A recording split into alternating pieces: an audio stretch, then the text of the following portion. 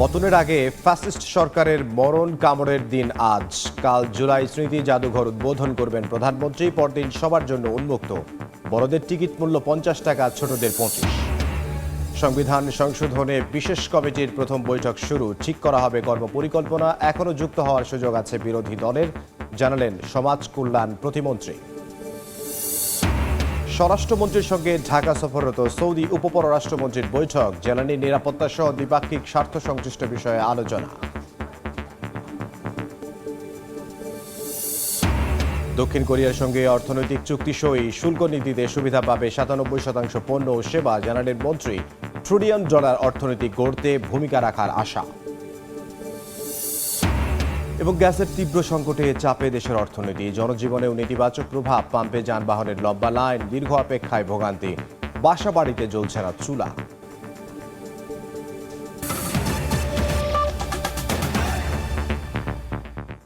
সময় সংবাদের সঙ্গে আছে আমি ইমদাদুল হক। জুলাই গণ অভ্যুত্থান স্মৃতি জাদুঘর উদ্বোধন হচ্ছে কাল বুধবার সকাল 9টায় উদ্বোধন করবেন প্রধানমন্ত্রী তারেক রহমান। মঙ্গলবার সচিবালয়ে জুলাই গণ অভ্যুত্থান স্মৃতি জাদুঘরের উদ্বোধন উপলক্ষে আয়োজিত ব্রিফিংয়ে তথ্য জানান সংস্কৃতি বিষয়ক মন্ত্রী নিতাই রায় চৌধুরী। এ সময় প্রধানমন্ত্রীর তথ্য ও সম্প্রচার উপদেষ্টা জানান, উদ্বোধনের পর প্রথম দিন 5 অগাস্ট জাদুঘরটি শুধু শহীদ পরিবারের সদস্যদের জন্য উন্মুক্ত থাকবে। 6 অগাস্ট থেকে সাধারণ দর্শনার্থীরা প্রবেশ করতে পারবেন। সেক্ষেত্রে অনলাইনে টিকিট সংগ্রহ করতে হবে। প্রাপ্তবয়স্কদের জন্য টিকিটের মূল্য 50 টাকা এবং শিশুদের জন্য 25 টাকা নির্ধারণ করা হয়েছে।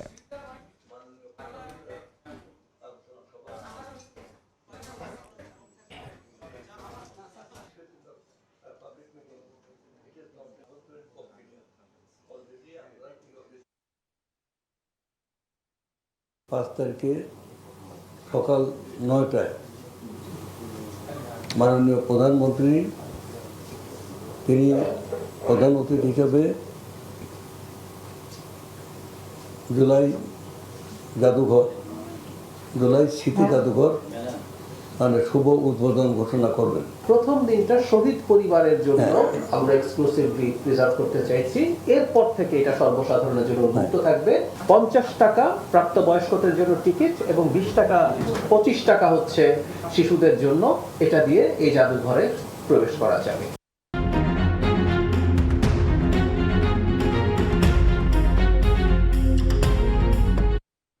35 জুলাই সরকার পতনের এক দফা দাবিতে দেশ জুড়ে চলছিল অসহযোগ আন্দোলন, যার বিপরীতে এদিন ঘোষণা দিয়ে অস্ত্র হাতে মাঠে নামে আওয়ামী লীগ, যুবলীগ ও ছাত্রলীগ।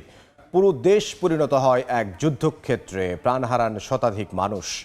চলমান আন্দোলনকে জঙ্গি হামলা বলে আখ্যায়িত করে হাসিনা সরকার, কিন্তু তাতে বিচলিত হয়নি অভ্যুত্থানকারীরা, বরং ঘোষণা আসে মার্চ টু ঢাকা কর্মসূচির। কি ঘটেছিল জুলাইয়ের ঘটনাবহুল এই দিনে? বিস্তারিত থাকছে নাজমুস সালেহীর প্রতিবেদনে।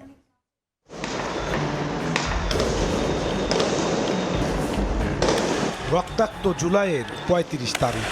গুলি, টিয়ারশেল, সাউন্ড গ্রেনেডের মুহুর্মুহু শব্দে রাজধানী ঢাকা পরিণত হয় যুদ্ধনগরীতে। এত রক্ত, এত মৃত্যুর মিছিল স্বাধীন বাংলাদেশ এর আগে দেখেনি।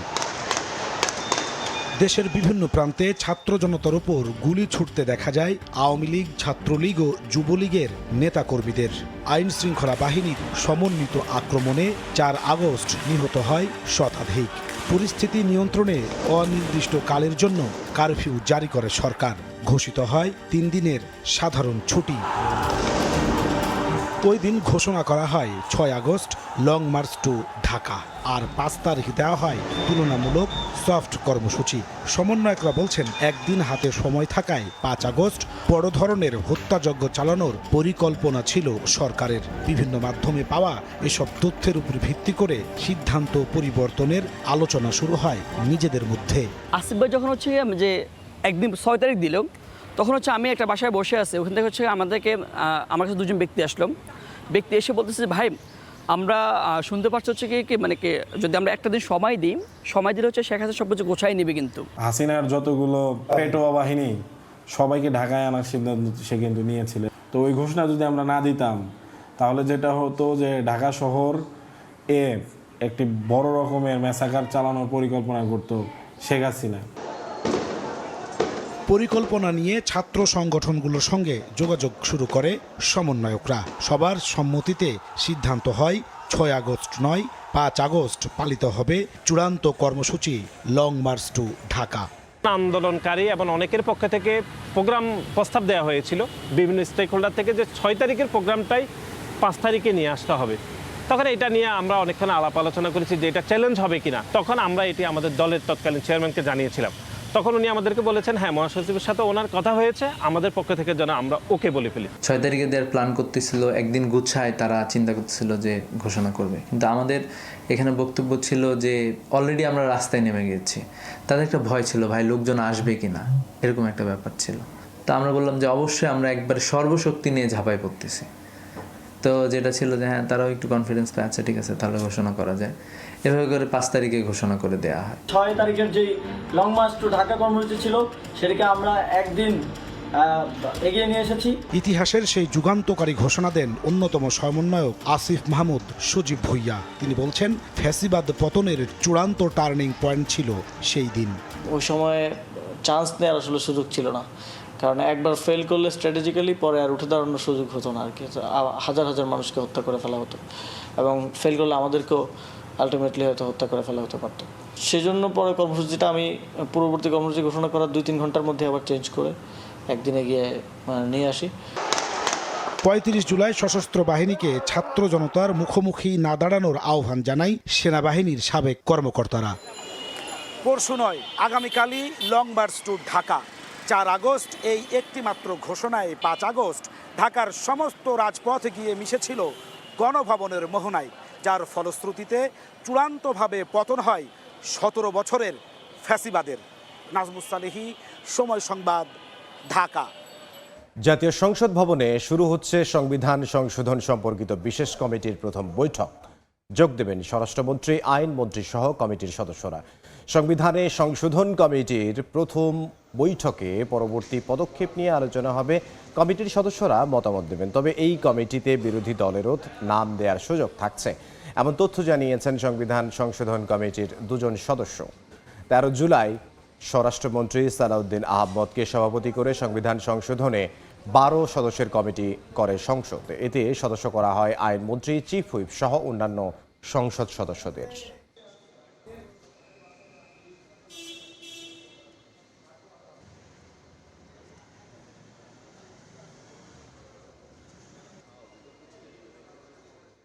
সংবিধান সংশোধন বিষয়টি তো একটা জটিল ব্যাপার।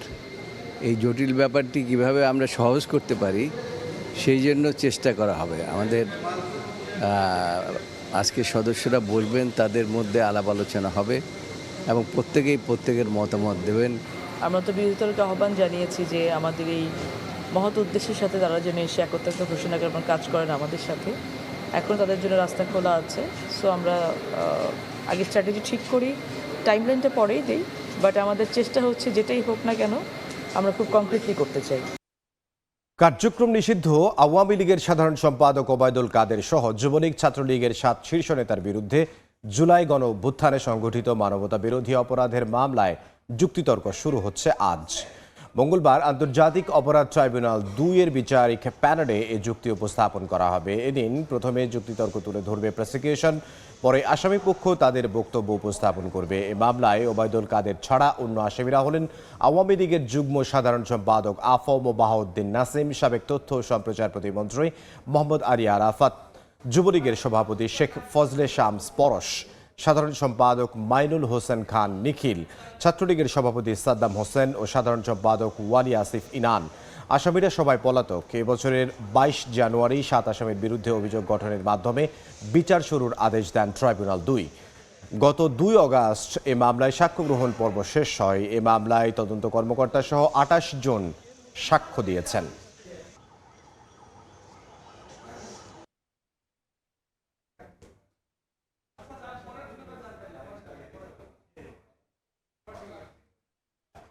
সচিবালয়ে সাপ্তাহিক ব্রিফিং করছেন প্রধানমন্ত্রীর তথ্য ও সম্প্রচার উপদেষ্টা ডক্টর জাহিদুর রহমান। সরাসরি যুক্ত হচ্ছে সেখানে। নিজের থেকে এটার পুরস্কার বিতরণ করেছেন, শিশু কিশোর এবং তরুণদের মধ্যে খেলা ছড়িয়ে দিতে চাইছেন। পরিবেশ, বন, জলবায়ু, তারা পরিবেশ দূষণকারী প্রতিষ্ঠান, ব্যক্তি প্রতিষ্ঠানের বিরুদ্ধে নানান রকম আইনি কার্যক্রম চালাচ্ছেন। যেমন এই সপ্তাহের মধ্যে 81টি মামলা দায়ের করা হয়েছে এবং 4,92,200 টাকা জরিমানা পাওয়া গেছে। এরকম তাদের বন্যপ্রাণী উদ্ধার, বনজ সম্পদ উদ্ধার, তাদের যেসব কাজ আছে সেগুলো তারা খুবই এফেক্টিভলি করে যাচ্ছেন।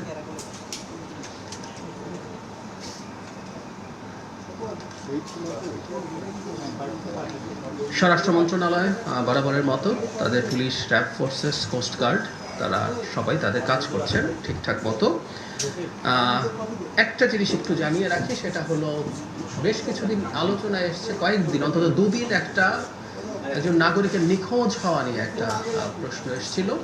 তো সেটা নিয়ে বাংলাদেশ কোস্টগার্ড একটা মন্তব্য করেছেন। আমি সেটা একটু পাঠ করি, এটা ইম্পর্টেন্ট, কারণ এই সরকার কোনো এনফোর্স ডিসঅ্যাপিয়ারেন্স বা গুমের সাথে জড়িত হতে পারে না।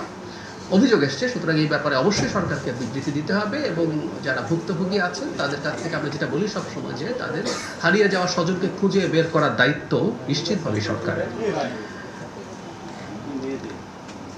কোস্টগার্ডের যে প্রতিবাদপত্র, তারা বলছেন এখানে আইন ও সালিশ কেন্দ্রের রেফারেন্স দিয়ে প্রথম আলোতে একটা অনলাইন সংস্করণে একটা রিপোর্ট হয়েছে, নিরপেক্ষ তদন্ত চায় আইন সালিশ কেন্দ্র, এরকম একটা রিপোর্ট। সচিবালয়ে কথা বলছেন প্রধানমন্ত্রীর তথ্য ও সম্প্রচার উপদেষ্টা ডক্টর জাহিদুর রহমান। আমরা সরাসরি ছিলাম সেখানে। ঢাকা রিয়াদ কৌশলগত সম্পর্ক এগিয়ে নিতে 2 দিনের সফরে বাংলাদেশে এসেছেন সৌদি আরবের উপপররাষ্ট্রমন্ত্রী ইঞ্জিনিয়ার ওয়ালিদ আল খেরোয়েজি। বেলা 11টার কিছুক্ষণ পর রাষ্ট্রীয় অতিথি ভবনে পররাষ্ট্রমন্ত্রী খলিলুর রহমান ও স্বরাষ্ট্রমন্ত্রী সালাউদ্দিন আহমদের সঙ্গে বৈঠকে বসেন তিনি। এই বৈঠকে বাংলাদেশ ও সৌদি আরবের পারস্পরিক স্বার্থ সংশ্লিষ্ট বিভিন্ন বিষয়, জ্বালানি ও নিরাপত্তা সহযোগিতা জোরদারের বিষয়ে আলোচনা করছেন তারা। এছাড়া এই এজেন্ডায় আঞ্চলিক ও আন্তর্জাতিক বিভিন্ন ইস্যুও রয়েছে।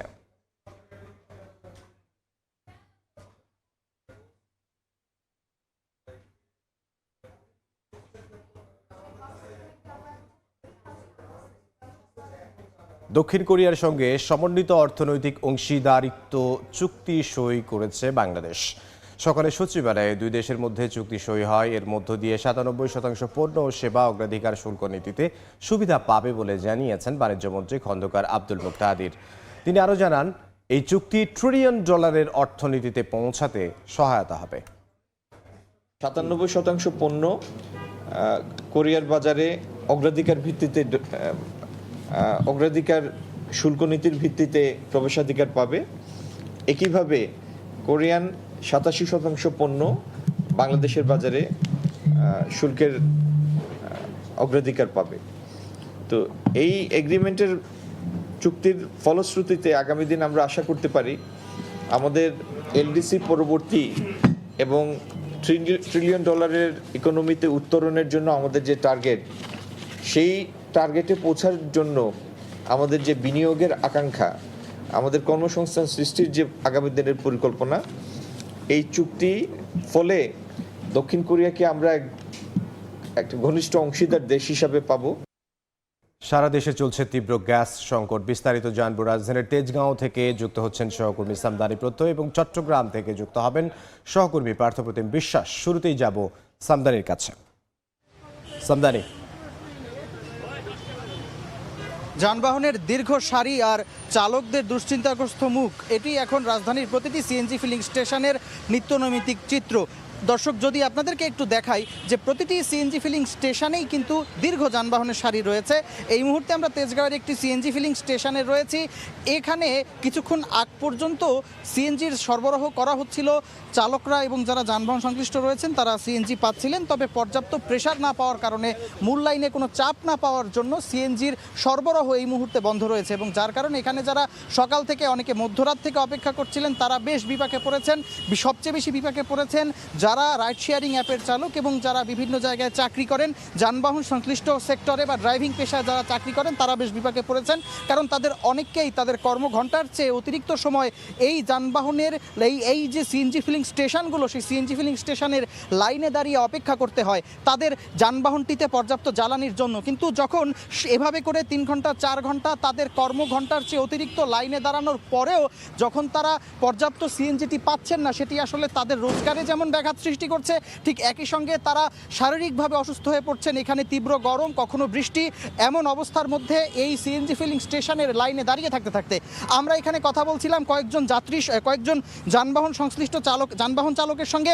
তারা আমাদেরকে জানালেন যে এই যে তাদের ভোগান্তির চিত্র, সেই ভোগান্তির চিত্রটি একরকমের দেখার কেউ যেন নেই এবং তারা দিনের পর দিন এভাবে অপেক্ষা করছেন, এভাবে এখানে সিএনজির লাইনে তাদেরকে ভোগান্তি পোহাতে হচ্ছে, কিন্তু এর কোনো সমাধান হচ্ছে না। সেই জন্য আসলে তারা বারবারই সেই জিনিসটি নিয়ে সরকারের কাছে আবেদন জানাচ্ছেন। একই সঙ্গে যারা পাম্প সংশ্লিষ্ট রয়েছেন তারাও সরকারের কাছে আবেদন করছেন যাতে দ্রুত এই সংকটের সমাধান হয়ে যায়। এই মুহূর্তে আমরা সরাসরি চলে যাব চট্টগ্রামে, সেখানে রয়েছেন আমাদের সহকর্মী পার্থ। চট্টগ্রামে গ্যাসের সংকট এখনও কাটেনি। আসলে এই সমস্যার কখন সমাধান হবে তারও যেন কোনো সদুত্তর নেই কারো কাছে। আমরা গত 3 থেকে 4 দিন ধরে দেখছি গ্যাসের সংকট গত 10 থেকে 12 দিন ধরেই ছিল, গত 3 থেকে 4 দিন ধরে সেই সংকট তীব্র আকার ধারণ করেছে। বিশেষ করে সকাল থেকে শুরু করে রাত পর্যন্ত কিন্তু কোনোভাবেই সিএনজি স্টেশনগুলোতে গ্যাস পাওয়া যাচ্ছে না এবং আপনারা দেখতে পাচ্ছেন এই একই চিত্র প্রতিদিনে সেই সিএনজি স্টেশনগুলোর সামনে সিএনজি অটোরিকশাগুলো যেমন দাঁড়িয়ে আছে এবং যেসব গাড়ি গ্যাসে চালিত সেসব গাড়িও কিন্তু গ্যাস নেওয়ার জন্য দাঁড়িয়ে আছে, কিন্তু কখন আসলে গ্যাস আসবে কিংবা তারা পাবে সে বিষয়ে কোনো সদুত্তর নেই। এবং পেট্রোল এখানে সিএনজি স্টেশনের মালিক যারা রয়েছেন তারা আমাদেরকে যে বিষয়টি বলছেন যে গতকাল রাত 12টায় গ্যাস এসেছিল, তারা সকাল 7টা পর্যন্ত দিয়েছে, এরপর আবার গ্যাস চলে গেছে। সেক্ষেত্রে আবার কখন আসবে সেই বিষয়েও তারা কিছু জানেন, এমনটি তারা আমাদেরকে জানিয়েছে। মূলত কক্সবাজারের মহেশখালীতে ভাসমান এলএনজি টার্মিনালে গত 21শে জুলাই কারিগরি সমস্যা শুরুর পর থেকেই চট্টগ্রামে গ্যাসের সরবরাহ কম ছিল এবং গত শনিবার রাত থেকে এই সরবরাহ আরও কমানো হয়েছে। সেই কারণে সংকট আরও তীব্র হয়েছে এবং শুধু এই নগরীর কদমতলী এলাকার কদমতলী এলাকার সিএনজি স্টেশনই নয়, নগরীর যে অন্যান্য সিএনজি স্টেশনগুলো রয়েছে সব জায়গায় কিন্তু আমরা দেখছি একই সমস্যা এবং সাধারণ মানুষজন যারা রয়েছেন তাদেরকে কিন্তু চরম ভোগান্তিতে পড়তে হচ্ছে। বিশেষ করে যেসব গাড়ি আসে গ্যাসে চালিত, গ্যাস নিতে না পারার কারণে কিন্তু আসলে ভোগান্তিতে পড়ছেন সাধারণ মানুষজন, কিন্তু আমরা দেখছি চরম ভোগান্তিতে পড়ছে। তো সবারই একটি দাবি, চট্টগ্রামে যে গ্যাস সংকট চলছে সেই গ্যাস সংকট যাতে দ্রুত সমস্যার সমাধান হয় সেই দাবিটুকুই সরকারের কাছে জানানো হয়েছে। তো এই ছিল আমার কাছে এখনো পর্যন্ত নগরীর কদমতলী এলাকা থেকে এখানকার সর্বশেষ খবর। গ্যাস সংকটের খবর আমাদেরকে জানাচ্ছিলেন চট্টগ্রাম থেকে পার্থপ্রতিম বিশ্বাস এবং এর আগে ঢাকার তেজগাঁও থেকে যোগ দিয়েছিলেন সামদানি প্রত্যয়। আবারও সংবিধান সংশোধন কমিটির বৈঠকের খবর। জাতীয় সংসদ ভবনে শুরু হচ্ছে সংবিধান সংশোধন সম্পর্কিত বিশেষ কমিটির প্রথম বৈঠক। এই মুহূর্তে সেখানে আছেন সহকর্মী হাসান ওয়ালি, সরাসরি যাব তার কাছে। ওয়ালি, সংবিধান সংশোধন সম্পর্কিত বিশেষ কমিটির আজকে প্রথম বৈঠক অনুষ্ঠিত হবে। আমরা জানি স্বরাষ্ট্রমন্ত্রী সালাউদ্দিন আহমদকে সভাপতি করে 12 সদস্যের বিশেষ কমিটি গঠন করা হয়। গত 13 জুলাই সংসদে এটি পাশ হয় এবং সেখানে কিন্তু আমরা জানি যে বিরোধী দলীয় কোনো সদস্য শেষ পর্যন্ত যোগ দেয়নি এই কমিটিতে। মোট 17 জনের কমিটি হওয়ার কথা ছিল, 5 জন বিরোধী দল থেকে আসার কথা ছিল, কিন্তু সংশোধন আসলে বিরোধী দল চায় না, তারা সংস্কার চায়। সেই জায়গা থেকে কিন্তু আসলে তারা বলছেন যে তারা এই বৈঠক অর্থাৎ এই কমিটিতে তারা অংশ নেবে না। এরই মধ্যে আজকে প্রথম বৈঠক অনুষ্ঠিত হতে যাচ্ছে। স্বরাষ্ট্রমন্ত্রী সালাউদ্দিন আহমেদ এই কমিটির সভাপতির দায়িত্ব পালন করছেন, তিনি আজকের বৈঠকে সভাপতিত্ব করবেন। এছাড়াও আইনমন্ত্রী, সরকার দলীয় চিফ হুইপ সহ অন্যান্য সদস্যরা কিন্তু রয়েছেন। বিএনপি দলীয় সংসদ সদস্য ছাড়াও কিন্তু বিজেপি সংসদ সদস্য আন্দালিব রহমান পার্থ, গণ অধিকারের নুরুল হক নূর এবং ইসলামী আন্দোলন বাংলাদেশের ওয়ালিউল্লাহ তারা কিন্তু এই কমিটির সদস্য হিসেবে রয়েছেন। বিএনপির তরফ থেকে, সরকারের তরফ থেকে কিন্তু এর আগে একাধিকবার বলা হয়েছে যে তারা জুলাই সনদে যেভাবে স্বাক্ষর করেছেন সব কিছু তারা অক্ষরে অক্ষরে পালন করবেন। সেই বেশ কিছু সম্পর্কিত কিন্তু আসলে সংবিধানের সঙ্গে রয়েছে, সম্পর্ক রয়েছে, সেসব কিন্তু আসলে কিভাবে আসলে বিএনপি এটি সংশোধন করবে সেসব নিয়েই কিন্তু আজকে আলোচনা হবে। বৈঠকের শুরুতেই কিন্তু 2 জন সদস্য, সমাজ কল্যাণ প্রতিমন্ত্রী এবং সংসদ সদস্য জয়নাল আবেদিন তারা কথা বলেছেন গণমাধ্যমের সঙ্গে। সেখানে কিন্তু তারা বলেছেন যে আজকে মূলত এটি কিভাবে কাজ করবে কমিটি সেটি নিয়ে প্রাথমিক আলোচনা হবে, কর্মপরিকল্পনা নির্ধারণ করা হবে। একই সঙ্গে তারা এখনও প্রত্যাশা করছে যে বিরোধী দল এই কমিটিতে যোগ দেবেন এবং তারা সংবিধান সংশোধনের যে জায়গা সে সব কিছুতে তাদের মতামত সেটি রাখবেন। আমরা জানি যে 5 আগস্ট ছাত্র জনতা গণ অভ্যুত্থানের পরেই কিন্তু আসলে যে ঐকমত্য কমিশন গঠিত, সেখানে কিন্তু দীর্ঘ আলোচনার মধ্য দিয়ে রাজনৈতিক দলগুলোর একটু ঐকমত্য আসে। সেখানেই কিন্তু মূলত কোন কোন বিষয়ে সংশোধন হবে সেসব নিয়েই কিন্তু আলোচনা হয়, সেটি নিয়েই মূলত বাস্তবায়ন করার জন্যই মূলত কমিটি গঠিত হচ্ছে সংসদে। জাতীয় সংসদ ভবন থেকে আমাদের সঙ্গে যোগ দিয়েছেন সহকর্মী হাসান ওয়ালি। প্রাথমিক ও মাধ্যমিক পর্যায়ের পাঠ্য বইয়ে 15,000-এর বেশি ভুল চিহ্নিত করেছে বিশেষজ্ঞ কমিটি। এসব ভুল সংশোধনের কাজ চলছে বলে জানিয়েছেন জাতীয় শিক্ষাক্রম ও পাঠ্যপুস্তক বোর্ড। সেই সঙ্গে ইতিহাসের সঠিক তথ্য উপস্থাপনের জন্য বিশেষজ্ঞ কমিটি কাজ করছে। নূরে আলমের রিপোর্টে বিস্তারিত।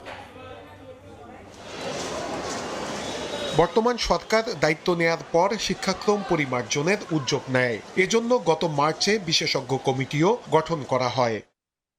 বিশেষজ্ঞ কমিটি এরই মধ্যে 15,000-এর বেশি ভুল চিহ্নিত করেছে। এর মধ্যে ভাষাগত দুর্বলতা, বানান এবং ছবির ভুল রয়েছে।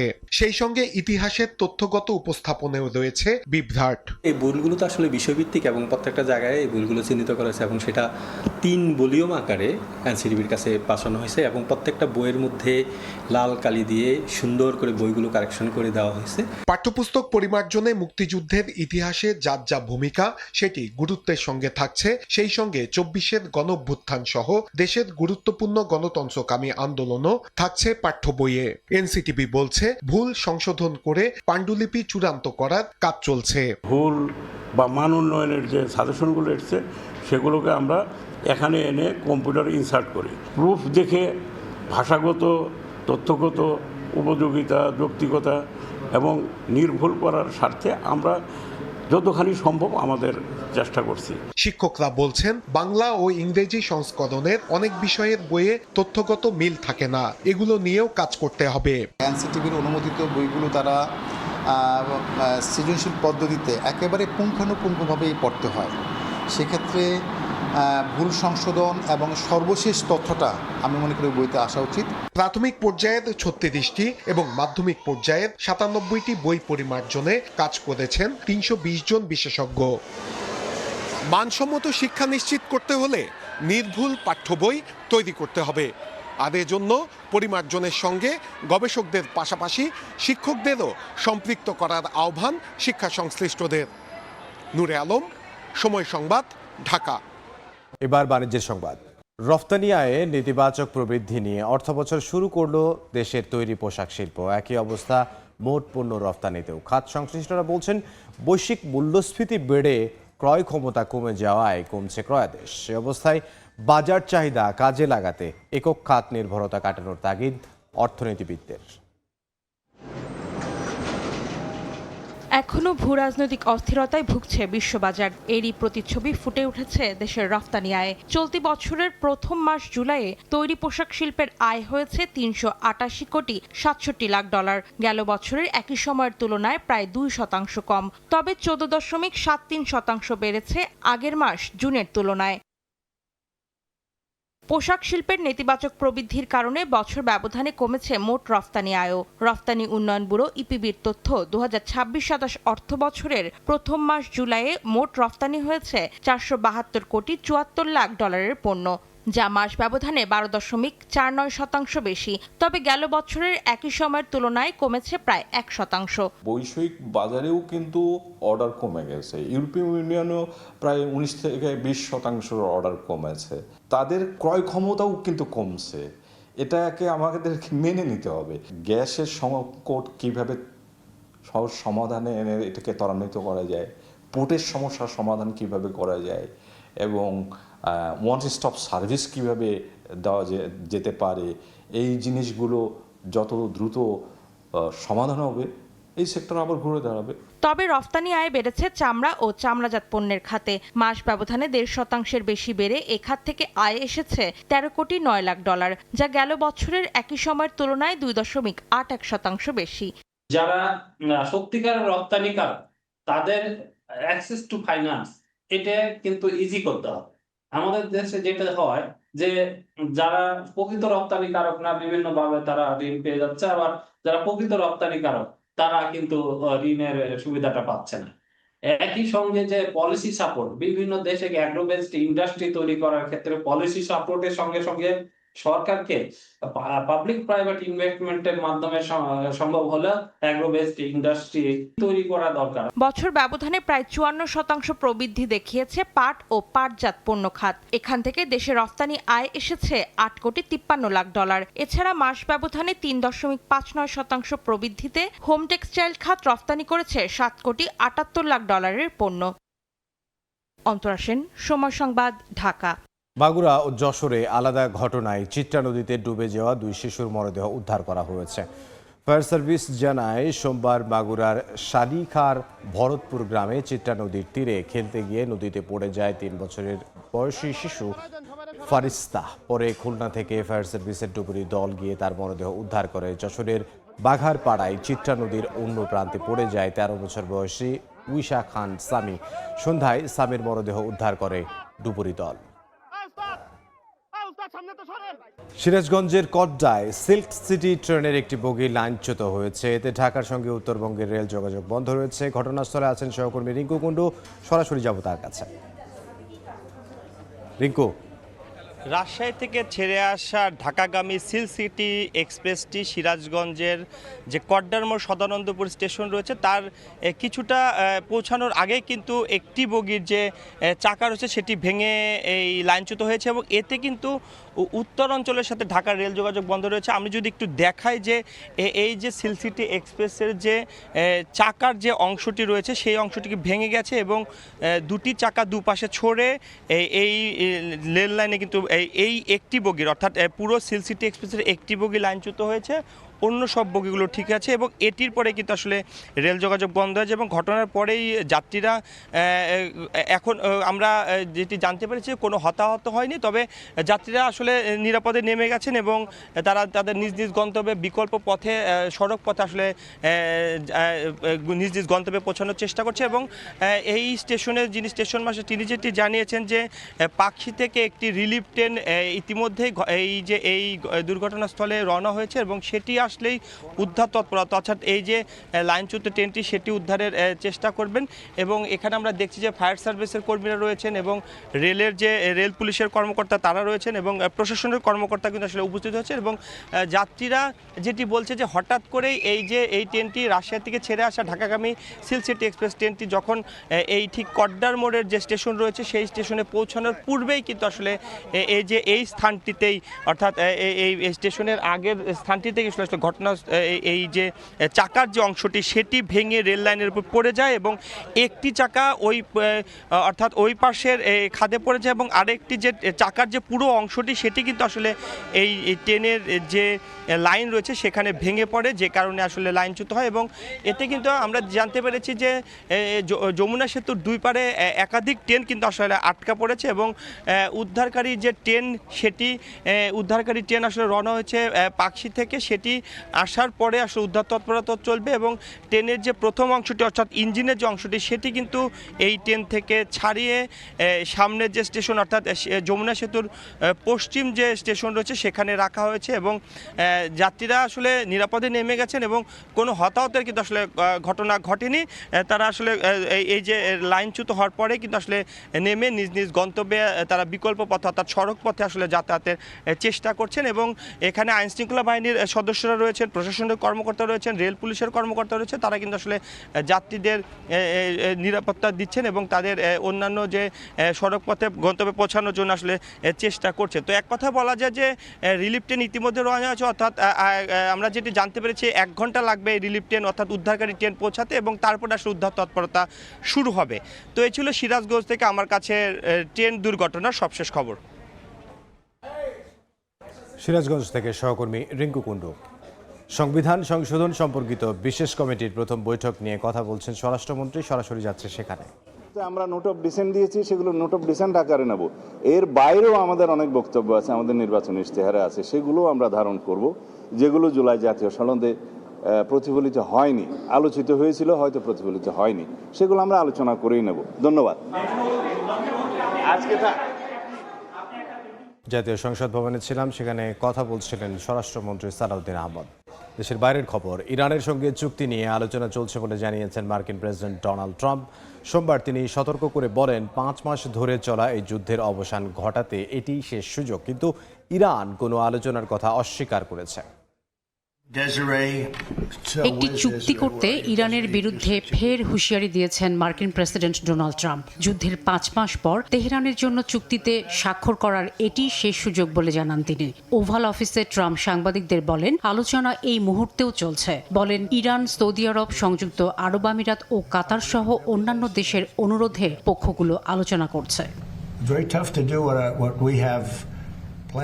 যদিও ইরানের দাবি কোনো ধরনের আলোচনা হচ্ছে না। সোমবার ইরানের পররাষ্ট্র মন্ত্রণালয়ের মুখপাত্র ইসমাইল বাঘাই বলেন, যুক্তরাষ্ট্রের সঙ্গে কোনো আলোচনা হচ্ছে না এবং কোনো বৈঠকের সময়সূচি নির্ধারিত নেই। আগামী দিনগুলোতে বিদেশি প্রতিনিধি দলকে আতিথ্য দেয়া বা বিদেশে আলোচক পাঠানোর কোনো পরিকল্পনা ইরানের নেই বলেও সাফ জানান বাঘাই। ইরানের পররাষ্ট্র মন্ত্রণালয় সোমবার জানায়, তারা একমাত্র ওমানের সঙ্গে আলোচনা করছে। এই আলোচনার বিষয় হলো বৈশ্বিক জ্বালানি বাণিজ্যের জন্য গুরুত্বপূর্ণ পথ হরমুজ প্রণালীর নিয়ন্ত্রণ ভাগাভাগি করার পরিকল্পনা।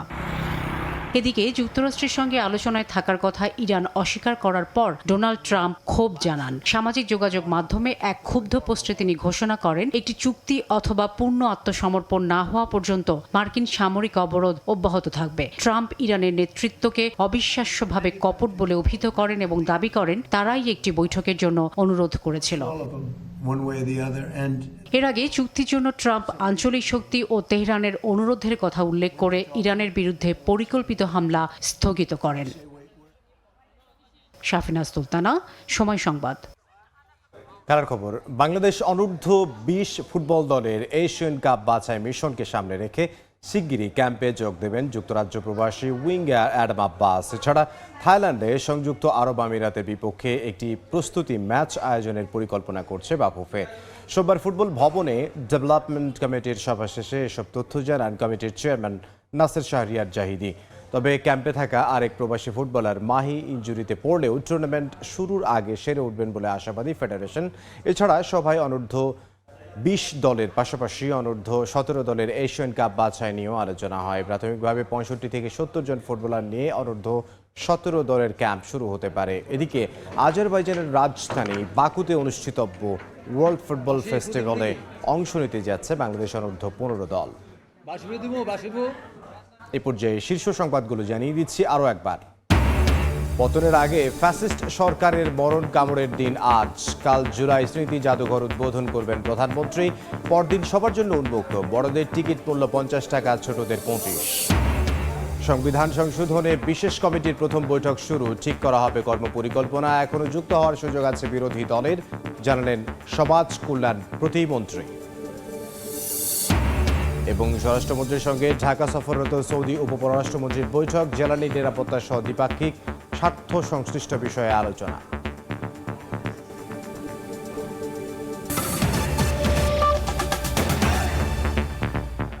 এই ছিল দুপুর 12টার সময় সংবাদে।